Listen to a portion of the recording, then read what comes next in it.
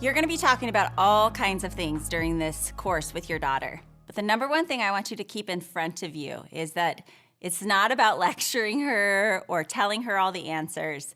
This year is about listening well. I want you to get to know her heartbeat, what she thinks, what she feels, and how she articulates herself. The more you listen well, the more trust you're going to build with her. And I think you're going to learn a few things about her and about God and about His plans for her. Now, listening well is one of those things that we all think we do well. I mean, unless you're like truly honest with yourself, most of us think, oh, I'm a great listener. But even as a professional counselor who's been trained and I actually get paid to listen well, this is really hard for me to do with my own girls. There's just so much we want to tell our kids, and we've got to lecture them and make sure that they understand the things of the world. And slowing down and listening is a skill. It takes practice. So even if you've watched this video before in other courses, this is going to be a refresher for you.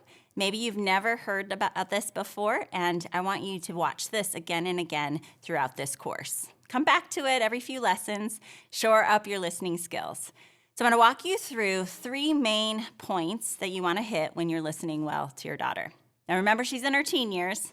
Her brain is shifting, it's rewiring, she's becoming more and more abstract, highly emotional, hormonal. She's kind of getting annoyed with you probably, and you can really just blink and she probably gets wigged out by you. That's just part of the stage of life.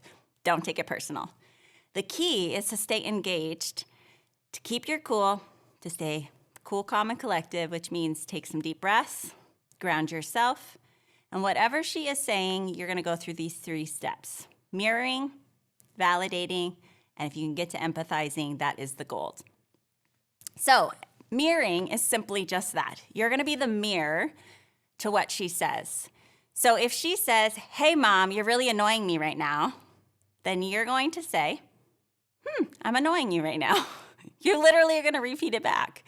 It might feel a little bit patronizing if you do it word for word.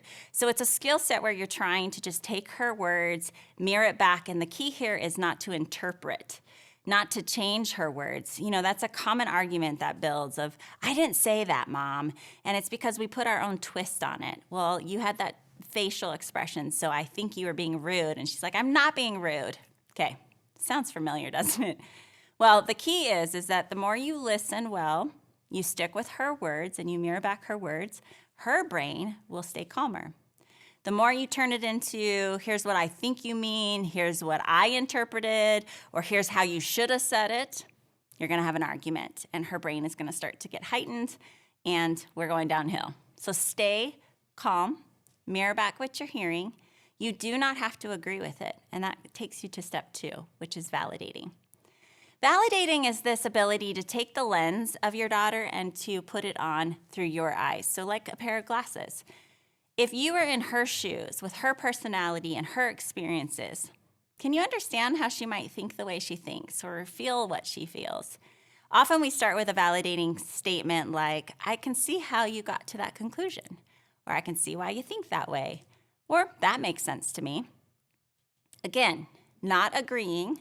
It's just simply going, "I get you. I can see how I'm annoying you right now." It can be very, very simple.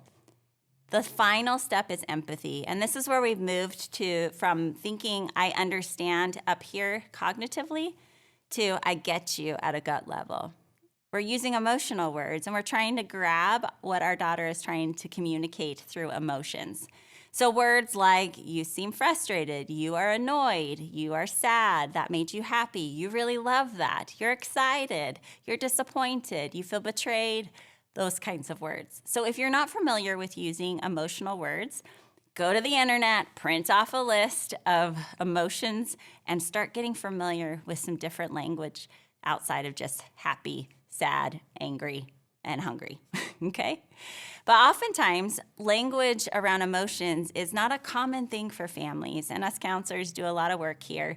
So I want to help equip you to get ahead of the curve. Your daughter is at the stage in her life where she's highly emotional. Everything has an emotion attached to it, and it's not just her being dramatic, it's actually the way her brain is perceiving and feeling the world around her.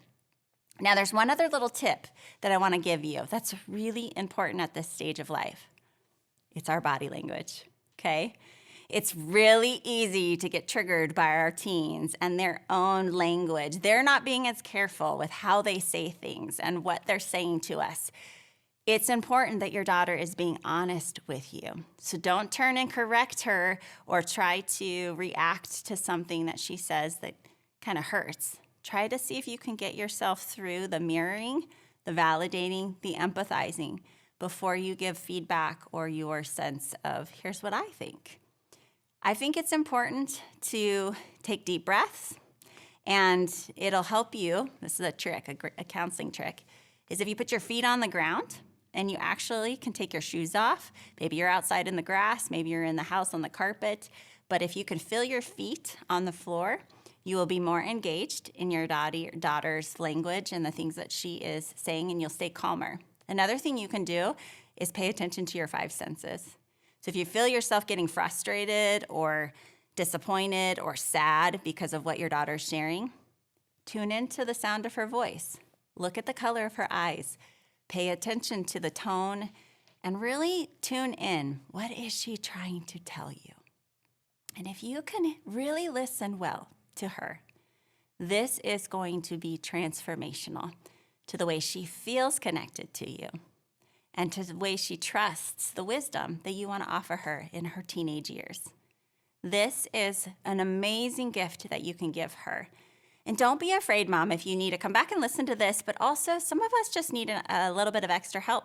So I know as a counselor and as a mom of daughters, it's helpful to get some coaches in place. So feel free to go to a counselor yourself and to practice this skill, or to do this with other friends or moms of other daughters. Practice listening well to one another so you shore this skill up.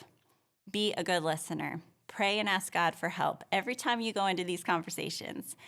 I ask the Lord, every time I sit with my girls, Lord, give me your ears, give me your eyes, and zip my mouth so that I can listen and hear the heart of my daughter. I pray that for you because this is special time in her life. She needs you to continue to lead her and to guide her and to be on her team. You got this, Mama.